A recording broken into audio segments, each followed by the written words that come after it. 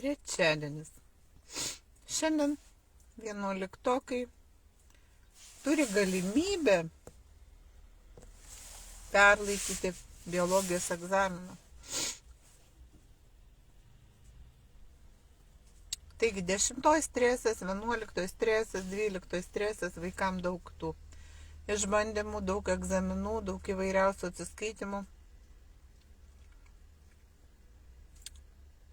Ir šiandien aš taip pat savo dukrytę atvežiau perlaikyti egzamino. Pasižiūrėjau pati į klausimus egzamino. Supratau, kad jai bus sunku. Jai bus sunku. Bet kuriuo atveju aš didžiuojasi, kad ji drąsiai eina laikyti, perlaikyti. Ir ta tokia atmosfera, kai nuotaika nebloga. Tai ačiū tam savo vaikui, dėkoju, bet šiandien be tų egzaminų dar yra ir kitų temų. Daug kitų temų. Kai pagalvoji, Baltarusijos prezidentas, nerealus. Jis uždėjo tokią gerai supuvusią braškę ant lietuviško baltarusiškos opozicijos torto. Dabar, kai jau visi realiai pamatė Cichanovskį, susidarė kažkokią nuomonę apie jo asmenybę, apima siaubas, kad šitas žmogus norėjo būti Baltarusijos prezidentu. Opozicijos vadas, kuris verkšlena dėl sąlygų, dėl to, kad reikia tvarkyti, valyti, kad neturi televizorius, kad kažko negali nusipirkti. Ir žinoma, žiūrėdama tuos jo video, aš visada jį lyginau su Algirdu Paleckiu, kuriam negalima apsipirkti parduotuvėje. Ir daug ko jam dar negalima. Bet tai visiškai kitokio mąstymo, kitokio charakterio žmogus, kuris net ir, užspaustas į visišką kampą.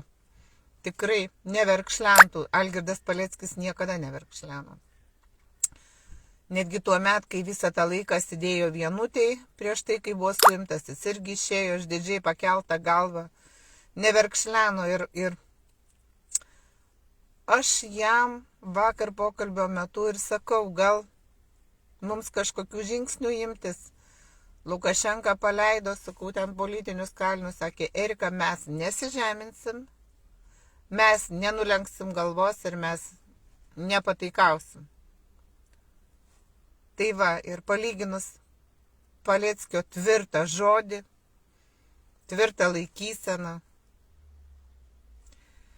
ir Cichanovskio ašaras, tai aš suprantu, kad paleido dar vieną idiotą į Lietuvą. Mes jau turim vieną prezidentę, kurią išlaikom. Ir dabar mums atsiuntė dar vieną grybelį tokį. Koksai, užkrečiantis idiotizmo grybelis, kuris sėdės ir verks, kaip jam buvo sunku kalėjime, nes nedavė televizoriaus ir liepė tvarkytis.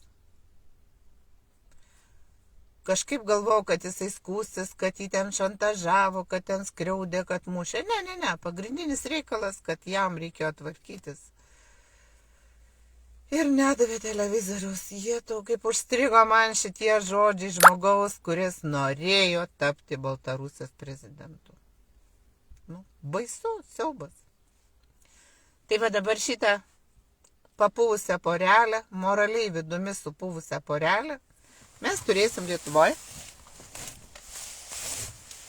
Išlaikyti reikės ir žinoma, tie, kurie yra arčiau šitos poros, tai manau, kad jie pamatys daug keistų dalykų, įdomių dalykų, kaip sakant. Geriausias spektaklis, kai kažkas pykstas ir nereikia mokėti pinigų. Taigi, nepaslaptis, kad ponia Cichanovskaja turėjo bičiulį, kaip kalba jos artimo su aplinkos žmonės, tai yra Cichanovskio pakaitalą ir Ko gero tai tiesa, nes didelės ten kažkokios tai laimės ponios Svetlanos veide nebuvo matyti. Bandžiau įsivaizduoti, kaip elgėsi žmogus, mylintis žmogus, sulaukęs savo mylimojo po 5 metų. Įsivaizduoju, kaip šviečia akis, kokie jausmai, kiek daug šilumos žodžiuose veide ir viso to aš pasigėdau. Nu, tai yra mano vertinimas. Tai yra mano vertinimas, nes aš tikriausiai vertinu už savo pozicijų. Kai tu lauki mylimo žmogaus, gali laukti amžinybę. O sulaukęs tu švieti laimę, šviesa ir šilumą ir tai yra meilė. Meilė yra didelis dalykas. Sekanti tema – Iranas, Izraelis. Politikai diskutuoja, politologai kelia įvairiausias versijas. Vadina tai scenarijum, spektakliu ir taip toliau ir tuomet. Klausimas kyla, ko verti visi tie politikai, jeigu suplanuoto žmonių žūtis yra spektaklis. Spektaklis. Lietuvoje avarijoje, jeigu žūna vienas žmogus, mes jau jaučiam visos tautos skausmą, nes netekom dar vieno lietuvio. O čia galima vadinti spektakliu, nes tai žiūrima iš šono, Europai neskauda. Europai visiškai neskauda nei dėl Palestinos, nei dėl Izraelio, nei dėl Rusijos, nei dėl Ukrainos. Vardinu tą šalis todėl, kad čia visur yra žuvę žmonės. Niekas neskuba to konflikto suderinti, niekam neįdomu, nes svarbiausia, kad vyktų karas, kad būtų reikalingi ginklai. Aš kalbu visada paprastais terminais, be kažkokių įmantrybių, kad būtų suprantama. Ir aš suprantu, kad jūs visą tai žinot, kad jūs visą tai suprantat. Nuo to tai negeriau. Nuo togi negeriau, nes nežiūrint bendros tautos atmosferos, pinigai karui didinami. Lietuvoje pinigai karui didinami. Ieškoma įvairiausių būdų tam padidinti.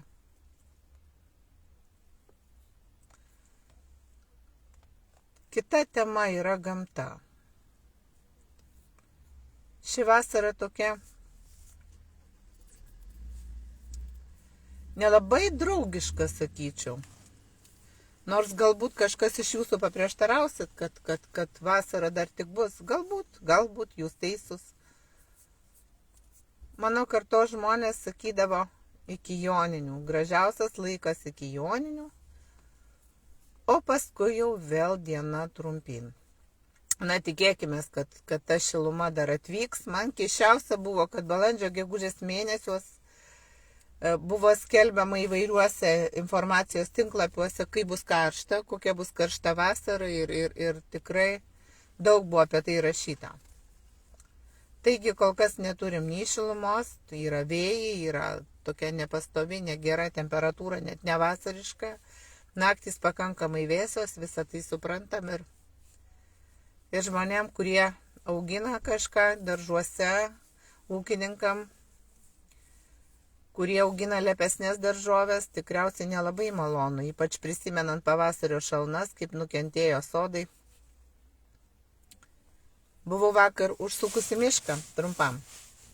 Taip, mėlynių daug nebus. Yra plotai, kurie nušalę, yra plotai, kuriuose mėlynių dar sulauksime. Smagu, kad žmonės renka žemuogės ir reiškia jų yra. Tai va, politika eina savo keliu, o kasdieninis gyvenimas jo niekas neatšaukia. Jis vyksta. Ašmens kodas, niekas neauga. Pagal savo daržą tikrai galiu pasakyti, kad mano daržas atrodo prastai. Niekas neauga. Aš jau nekalbu apie tai, kad tas sudygusias pirmasias daržovės suėdė tie vadinami šliužai, kurių begalės, jų tiek daug, kad aš neįsivaizduoju, kaip nuo jų apsiginti. Ir tie patarimai barstyti druska, chemikalai, suprantu, kad mažame darže, ką išbarstysi, tą ir turėsi, visiškai nesinori apnuodito daržo. Visiškai atsimenu, kažkuriais metais netyčia išpylė, svečiai mūsų, mes ten buvom mėsą pasūdę, išpylė tą sūrimą po raudonais serbentais. Raudoni serbentai buvo dideli, bet jie 2 metus buvo tokie sūrus, kad valgyti buvo jų neįmanoma. Grįžtam tada vėl prie kasdieninio gyvenimo. Jisai teka savo vaga, kažkas tuokėsi, kažkas skiriasi, gimsta, miršta ir, kaip sako žmonės, kol jūs politikuojate, baigėsi, kai kieno gyvenimai baigėsi, taip ir nesulaukus permainų. Tikriausiai jie teisūs. Vakar dukrytė man ir sako, mama, tu galėtum turėti darbą, tu turi keletą specialybių ir tikrai turi gebėjimų ir kaip keista, kad tu neturi darbo. Mes ilgai labai diskutavom, kodėl aš to darbo neturiu. Kokios yra mano patirtis. Turiu socialinio darbo diplomą, turiu pedagoginį išsilavinimą, esu ilgametė renginių vedėja, turiu kultūros namų direktorės stažą, dirbu vaikų darželėje, iš tikrųjų nebijau jokio darbo ir valytoje dirbau. Ir šiandien taip, aš to darbo neturiu. Dukra mano sako, negi Lietuvoje nereikia darbuotojų, tokių kaip aš tikriausiai nereikia, sakau, nes tokio kaip aš valdžia bijo. Bijo ant tiek, kad yra netgi užrašas. Sodra yra užrašas, kad aš esu nelojali valstybei.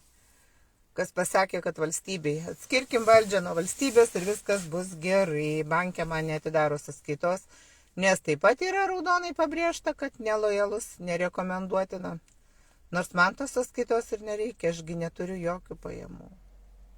Jokių pajamų aš neturiu. Vienintelės jau dabar įformintos mūsų pajamos yra dukros neįgalumas ir aš negaliu atsistebėti, kada žmonėms, kurie faktiškai negali gyventi vieni, kuriem reikia didžiulės pagalbos, skiria tokį mažą neįgalumo lygį. Mano dukros gaunama suma, kažkam labai gal įdomu, galės skaičiuoti, 342 eurai. Tai vienintelis dalykas, kuris mane labai liūdina, aš suprantu, kai manęs nebus, jinai iš tų pinigėlių išgyventi negalės. Nes jai reikės pagalbos, daug ir kasdieninės pagalbos, susišukuoti, apsirengti, išsimaudyti. Jinai negali pasigaminti valgyti, jinai parduotuvė, jeigu nusipirks, jinai neparsineš, nes nėra pusiausvyros jausmo. Nusipirkti jinai mokėtų, pasakytų, reikia to ir to, ten ledų porcija. Bet jau kilogramo jinai nepaneš, nes tai suardo jos pusiausvyrą. Bet aš tikriausiai per save apie visus neįgalus žmogus Lietuvoje pirmiausiai yra apgaunamas nustatant negalią. Nes valstybė vis nori jam pasakyti, kad jis yra sveikas ir kažką gali. Ką jis gali? Jeigu rankos silpnos, ką gali dirbti toks žmogus? Netgi baigus gimnaziją jau iškyla abejonės, kur stoti neįgaliam jaunuoliui. Pasižiūrėjau, kad visa, kas yra siūloma neįgaliems, daugiau susijęs su ten darbeliais, su rankų darbu. Bet jeigu tavo rankos silpnos, tai tau lieka pasirinkimas labai mažas. Čia dar viena tema. Ką daryti neįgaliam jaunimui? Kur bendrauti, su kuo susitikti? Nes jaunam žmogui būti vienam uždarytam, tai reiškia eiti link psichinės ligos kažkokios. Tai žmogus nesutvertas vienatvėj. Ir ta tokia izoliacija, jinai yra labai skausminga. Šiaip tai labai daug jaunų žmonių šiandien patiria vidinę savo krizę, nes prisižiūrėję glancinių laidų, žurnalų viršelių, jie galvoja, kad Jų pasaulis laukia, viskas jiems po kojomis ir staiga baigia vidurinę arba įsigyja kažkokią specialybę, supranta, kad tas atlyginimas neleidžia jam gyventi to glencinio gyvenimo. Ir tada žmogui sukurta realybė, ta, kurią sukūrė, tiksliau, kaip pavadinti, ne realybė, ta įvaizdį, kurį sukūrė televizija, spauda. Ir tai, kas yra šios dienos jo gyvenime, yra kaip diena ir naktis, jisai nesusigaudo, nesupranta, nesusitvarko savo jausmuose ir tada lieka savižudybė, lieka alkoholis, lieka narkotikai arba psichiatrinė ligoninė. Mes turim daug pažeistų jaunų žmonių. Dėl to, kad trigubi standartai jaunam žmogui jie nesuvokiami. Nepamirškim, jaunas žmogus yra idealistas. Jis tiki pasaulio gerumu, jis tiki, kad jis gali. Aš prisimenu, kaip mes baigėm mokyklą. Mes buvom tokie laimingi, kad mes laukiami, mes reikalingi, mes tie, kurie keisim, gerinsim padėtį, gražinsim šalį, visiškai kitoks mąstymas buvo. O čia staiga tu baigi mokslus kažkokius ir išeini jau ne šalies gražinimai, bet išeini į kovą už išlikimą. Į darbo rinkos kovą, visur yra konkurencija, baisinė konkurencija, kurioje visos priemonės leidžiamos. Ir tai leido valstybė, tai leido vyriausybė, iš televizijos ekranų siųsdama įvairias žinias, vienus šaudys, kitus apdovanos ir taip toliau. Absurdas. Absurdas. Švogerių kraštas, tai faktas, kad švogerių kraštas ir giminystės ryšiais susiję žmonės su valdžia, jie gyvena geriau ir jų projektai praeina ir jų parama yra jų verslam, jų vaikam ir taip toliau, ir pusbroliam, broliam ir taip toliau. Tai vadiname vienu žodžiu korupcija. Nieko nepadarysi. Iš kitos pusės Lietuva labai graži šalis, labai graži šalis. Ir taip norisi šitą šalį turėti kaip valstybę. Ir tuo pačiu, kai kam labai norisi šitą šalį turėti kaip koloniją.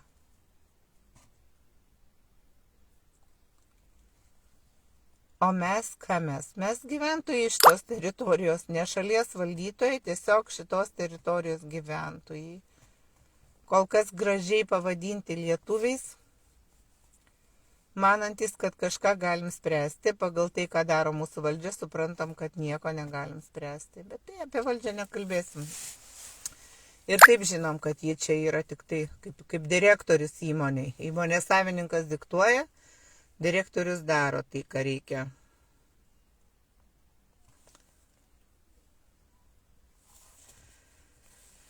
Tai va, dar jeigu grįžtam prie neįgalumo, Virginija, tai beveik metus laiko aš laukiau to neįgalumo sprendimo, paskui mes jį apskundėm. Ir suprantu, kad išgyventi be pajamų neįmanoma, apskūstas sprendimas buvo, bet mes nieko negavom kitaip. Vis tiek paskyrė tą pačią negalią, 342 eurai žmogui, kuriam reikia pavalgyti, kuriam reikės susimokėti būsto išlaikymą. Primenu, kad gyvenam socialinėme būste ne todėl, kad kažko neturėjom, bet todėl, kad visą, ką turėjom, investavom į dukros kelią į gyvenimą. Tai va, tai padarėm, nesigailim nei kiek, nes to pasekoju Urtė mato vieną kitą, jinai kartas nuo karto tarpuose tarp traumų vaikšto pati, jinai skaito, rašo. Sunkiai rašo su rankyte, bet rašo, taip pat rašo su kompiuteriu, lėtai, bet rašo. Ir egzaminė jai duodamas papildomas laikas, tai yra gerai. Tačiau faktas, kad žinių trūksta, nes neįgalus žmogus, jisai dažnai serga, jisai ir praleidžia pamokas, ir kažko nepadaro, ir ilgai jis negali sukaupti dėmesio, taigi ruošti pamokas ilgai jinai negali. Žmogus grįžta iš mokyklos jau pavargęs. Urtė keliasi mokymo proceso metu keliasi 6 ryto ir žinoma, kai jinai grįžta namo 3, jinai jau būna pavargusi. Apie jokią ten pamokų ruošą kalbos net negali būti. Taigi neįgalus žmogus turi problemų. Nors mes sakom, nereikia kreipti dėmesio, neįgalus tokie kaip mes, jie netokie kaip mes, nes jie turi daugiau problemų, jie turi daugiau rūpesčių. Jiems yra sunkiau ir sudėtingiau, ypač šitoj visuomeniai. Rinkimai nepadeda pakeisti valdžios, bet esmė ne tai, kad rinkimai nepadeda. Esmė dar ir tame, kad daug pinigų, lėšų ir daug veiksmo skirta tam, kad mes neturėtume nei rinkiminės platformas, nei galimybės eiti į rinkimus. Ir jūsgi visi suprantat, kad tos partijos, kurios yra Seime, jos gauna finansavimą iš valstybės. Pirma, reikia susikurti partiją, antra, turėti finansavimą. Paprastai mūsų visas rektoratas yra žmonės su mažomis pajamomis. Tu negali pasakyti, žmonės atiduokit mums tai, ką turit paskutinė, atimdami nuo savo vaikų burnų. Tai irgi yra faktas, rimtas faktas ir griovimas, tos opozicijos griovimas ir tokie apgaulingi veiksmai, pateikiant kai kuriuos asmenys kaip opozicija. Aš niekaip nesuprantu tų, kurie galvoja, kad 37 žmonės opozicinėme Eduardo Vaitkaus sąraše yra opozicija. Jūs pasižiūrėkit pirmą 10, pasianalizuokit, kas tai per asmenybės ir paklauskit, o kur dar 100 žmonių, juk tai turėjo būti pats rimčiausias opozicinis sąrašas. Pats rimčiausias, į kurį niekas tiesiog ir nepakvietė tų žmonių, kurie buvo ten verti būti, o jų tikrai buvo daug, jie rinko parašus, jie organizavo susitikimus, jie viską darė ir liko už borto. Kodėl? Kyla klausimas, kodėl. Ir jeigu 37 žmonės, kurie yra paskutinę minutę buvo surinkti, tai faktas, kad tos jėgos ir negalėjo būti. Nes visi kiti išsiskirstė, kituose sąrašuose žmonės ėjo, kai kurie patikėjo kitom partijom, bet esmė, kad niekas nesubūrė, o kas turėjo būrti tas, kuris apsiėmė būti sąrašo viršuje ir paskelbė save lyderiu. Lyderis turi suburti. Tai va, tai tas lyderis ne tik, kad nesubūrė, bet dar kai kuriuos ir atstūmė. Tai man žinoma kyla klausimas, kodėl taip ir vyko. Ar dėl nemokėjimo, nežinojimo, ar dėl kažkokių jėgų įsikišimo. Aš nežinau. Visų atsakymų nežinau ir negaliu žinoti, bet klausimai, kol nebus pilnai atsakyti, mano galvoje jie visada bus. Jie visada bus, tuo labiau, kad žmonės, kurie buvo pirmame 10, yra labai keistos reputacijos. Labai keistos reputacijos. Ir šiandien mes vėl matom, kad klaidos kartojasi vietoj to, kad susiburti į krūvą, vėl tas nebus su tuo. Aš suprantu, kad man daug kas nepatinka, bet kaip ir minėjau, kad nuvažiuosim visur, kur mus kvies. Susitiksim su visais, kas norės su mumis kalbėtis. Kol kas visą laiką sulaukėm kvietimo iš Nendrės Černiauskienės. Visada sulaukiam kvietimo. Šitie žmonės ir Tauras Jakelaitis visada praneša, kur bus susitikimas, kokia susitikimo tema ir jie kviečia. Taip mes buvom keletą kartų ir tikrai galiu pasakyti, kad niekas mūsų nediskriminavo, galėjom pasisakyti ir netgi jeigu mūsų nuomonė nepilnai sutapo su jų, vis tiek mums buvo leista savo nuomonės išdiskutuoti. Taigi, atrodo lik ir skirtingi, bet lik ir panašus. Tai pokalbyje su Valdu Tutkum apie jo naująjį darinį aš paklausiau, tai ar bus priimami visi, taip sakė, mes priimsim visus, tada aš pateikiau konkretų klausimą. Tai sakykim, kad tokia ponia Švenčionė neatneša pareiškimą į jūsų tą darinį, tai ką jūs, mes svarstysim, galvosim, nutarsim. Tai va čia ir buvo, visi, bet ne visi. Jeigu pakvies į susitikimą, būtinai važiuosim, būtinai dalyvausim. būtinai dalyvausim. Tai jeigu Valius Ąžuolas kažkieno tai manimų yra tas, kuris atstovauja opoziciją, tai tuomet laukiu iš Valiaus Ąžuolo veiksmų vienijančių, stiprinančių opoziciją. Kol kas yra gynimas savęs kaip Seimo nario ir matymas, kad jis buvo įžeistas, jam buvo pasakyta, o kad prieš tai jau keli metai yra Lietuvos žmonės įžeidžiami, jiems pasakoma, tai va šito kaip ir niekas nematė. Vėlgi, ar tai atsargumas, ar tai nenoras matyti.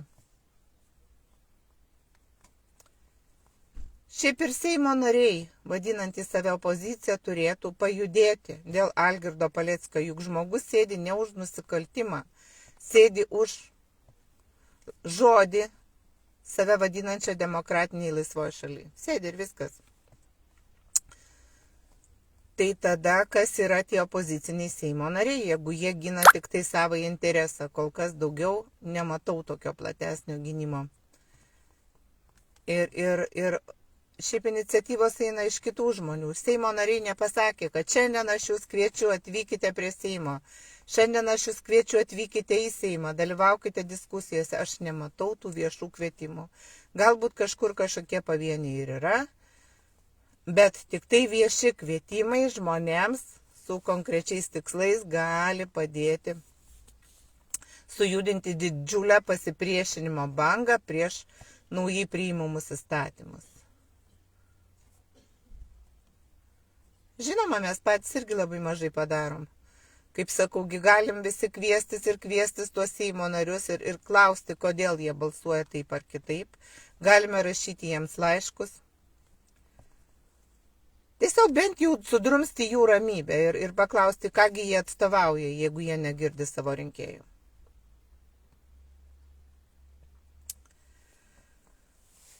Tai va, apsigauti, neapsigauti. Sistema labai gudri, sistema turi įrankių, sistema turi visas informacinės medijas savo rankose. Ir vieną ar kitą žmogų paversti šiukšlę nusikaltelių, ten valstybės priešų yra labai paprasta. Tuo labiau, kad niekas neduoda platformos apsiginti. Nekaltumo prezumpcija jau Lietuvoje senai negalioja. Ir čia jau nieko nepakeisi kol kas. Keisčiausia, grįžtant prie užsienio politikos, kad galima pripažinti, jog Iranas šį etapą laimėjo. Iranas, kuris truputėlį pajudino Jungtinių Amerikos valstijų karinės bazės ir staiga buvo Trumpo pareiškimas, kad 12 dienų karas, baigėsi taika, garbė Amerikai ir taip toliau, ir taip toliau. Trumpas iš vis labai keistas žmogelis. Mėtosi žodžiais, neprisimdamas jokios atsakomybės, šneka kiekvieną dieną vis kažką naują ir, kaip sakyčiau, bet ką, toks vaizdas, kad jisai nubudo ryte ir pamiršo, ką sakė vakar. Realiai pagal metus Bidenas ir Trumpas nelabai kuo skiriasi. Tik tai galbūt Trumpo ego didesnis ir jis vis dar bando pasakyti, kad jis kažką reiškia. Juk visi suprantam, kad nebūtų Trumpo pergalės, jeigu nebūtų vidinių susitarimų. Ką ir kaip jis darys, link kur bus pasuktas visas dėmesys ir kaip bus rūpinamasi Amerikos oligarchų gerovę. Rytas, visi pavargot. Sistemą tai reikėtų laužyti, bet sistemos nesulaužysi netapę sistemos dalimi. Tu nieko negali, vat jeigu tavęs neįleidžia į pastatą, kuriame vyksta renginys, tai tu nieko negali ir pasakyti. Nei savo nuomonės išreikšti ir jeigu tas pastatas aklinai uždarytas, tai tu lieki už sienų. Kokia yra išeitis? Išeitis yra pakliūti į pastatą, būti tarp dalyvaujančių ir tada sakyti savo mintis, savo idėjas. Tai yra toks dalykas. Taigi aš labai dar turiu vilties, kad dvi platformos, dvi partijos, kurias mes turim ir kurios nėra Seime, gali tapti veiklių žmonių šuolių į priekį, tiksliau veiklių žmonių startų. Pirmalaikiai rinkimai Lietuvoje būtų dviprasmiški šiandien. Šiandien dar nemanau, kad verta tai daryti, nes pasaulinėje arenoje nėra dar labai ryškių permainų. Taigi manau, kad rinkimai galėtų būti tokie patys, todėl kad skaičiuotojai bus tie patys, informacinio lauko sergėtojai bus tie patys, taigi didelių permainų ir nebus. Reikia luktelti, kantrybė. Ir kaip jūs ten bepyktumėt, vis tiek visų akis yra į Rusiją. Visais laikais mes buvom priklausomi nuo šito šalies sprendimų. Visa Europa priklausoma nuo Rusijos. Visi laukia, kokios bus kainos, duos, neduos, prisodrinto urano. Net ir uždėtos sankcijos bandomas kažkaip sušvelninti, nes visiems reikia urano. Tai tada kažkam reikia uždėti sankcijas, kažkam nereikia uždėti. Įdomus Irano sprendimas ten tą sąsiaurį užblokuoti, tada naftos kainos šoktelna į viršų, vėlgi tai liečia mus visus ir pasaulinis žaidimas jis vyksta paprastų žmonių sąskaita. Kaip minėjau, yra tautos dalis, kuri tiesiog gyvena ir nekreipia dėmesio, gimsta, gyvena, miršta ir taip niekada ir nesigilina į pasaulio sandarą, į valstybės sandarą, į procesų vyksmą, virsmą, veiksmą, taip jie ir gyvena. Aišku, kad Trumpą valdo, kaip kitaip, Trumpasgi negalėjo ateiti be susitarimų, kaip ir pas mus. Tik tai mastai kiti. Mes esam tokia mažytė kolonija, kad mūsų Nausėda neturi jokio sprendimo teisės, visiškai. Nelabai mes jį dažnai ir girdim. Tikriausiai nelabai ką jis gero mums ir turi pasakyti. Taigi rytas aš iš tikrųjų su viltim ir nerimu lauksiu savo dukrytės egzamino rezultato ir koks jis bebūtų, aš vis tiek sakau, kad jinai yra nuostabi, kad ji yra šaunuolė Ginta, ir tu prisijungi ir aš žinau, kad šiandien jūsų žmona švenčia gimtadienį. Taigi, per nuotolį sveikinimai Virgutei su gimtadieniu ir jūsų gražiai šeimai. Malonaus gimtadienio vakaro, gražios gimtadienio dienos, tai nuostabiai 5 vaikų mamai, nerealiai moteriai, kuri mane žavi ir savo gebėjimais, ir savo gyvenimiškai išmintimi. Ir suktis, būnant 5 vaikų mamai, reikia stipriai. Taigi, Gintai, jūsų žmonai nuoširdžiausi sveikinimai gimtadienio proga. Taigi, kaip sakau, gyvenimas bėga, jisai bėga, teka. Ir užbaigti noriu, neduok Dieve tokių politinių kalinių kaip Cichanovskis. Tai yra iškamščia, tai yra parodija, verkšlenanti parodija. Ir genialus tas Lukašenka išleidė šitą idiotą į laisvę, jis pasauliui parodo. Pasižiūrėkit, šitas žmogus norėjo tapti prezidentu. Šitas verkšlenantis, nesveikas ligonis, o jis toks ir anksčiau buvo. Jis nori tapti prezidentu. Užuojauta tai pačiai Svetlanai Cichanovskai, nes manau, kad jos laukia tikrai nelengvas laikas. Šitas vyras turi bjaurų charakterį ir linkęs į smurtavimą. Taigi sudėtinga situacija Cichanovskajos gyvenime, bet šitą kelią jie pasirinko patys. Savo gyvenimo kelius ir sprendimus mes priimame patys, kaip ir aš priimu sprendimus, taip kiekvienas iš jūsų. Tik noriu pasakyti, kad aš dėl savo sprendimo nesigailiu, savęs išduoti niekada negalėjau ir negalėsiu. Taip jau yra. Ir ką? Tikėkime, kad kažkada ateis vasara, jeigu jau ne nuo Joninių, tai jau bent nuo Petro ir Povilo. Ačiū, Danutė, ačiū. Aš džiaugsiuosi bet kokiu savo dukrytės rezultatu, nes tai, kad jinai šiandien pasiryžo ir nuėjo perlaikyti, man tai jau yra laimėjimas didelis, mes aišku, tą vadovėlį vartėme, skaitėme po tiek metų. Biologijos vadovėlis ir man buvo pakankamai sudėtingas, nes jau daug ką ir užmiršau, ir ten tų terminų begalės. Ir aišku, kad biologija yra tampriai susijusi su chemija. Taigi, pakankamai sudėtingas mokslas, ypač jeigu tu mokėsi labai seniai. Tai va tas dienas aš iš naujo pasinėriau biologiją, atnaujinau kai kurias savo žinias, bet supratau, kad per kelias dienas neįmanoma visko susidėti į galvą, nes susipynė viskas į vieną mišrainę. Ir jau nežinau, ar kažką žinau. Taigi, sėkmės mūsų mokinukams, mūsų jauniems žmonėms, kurie šiandien laiko biologijos egzaminą.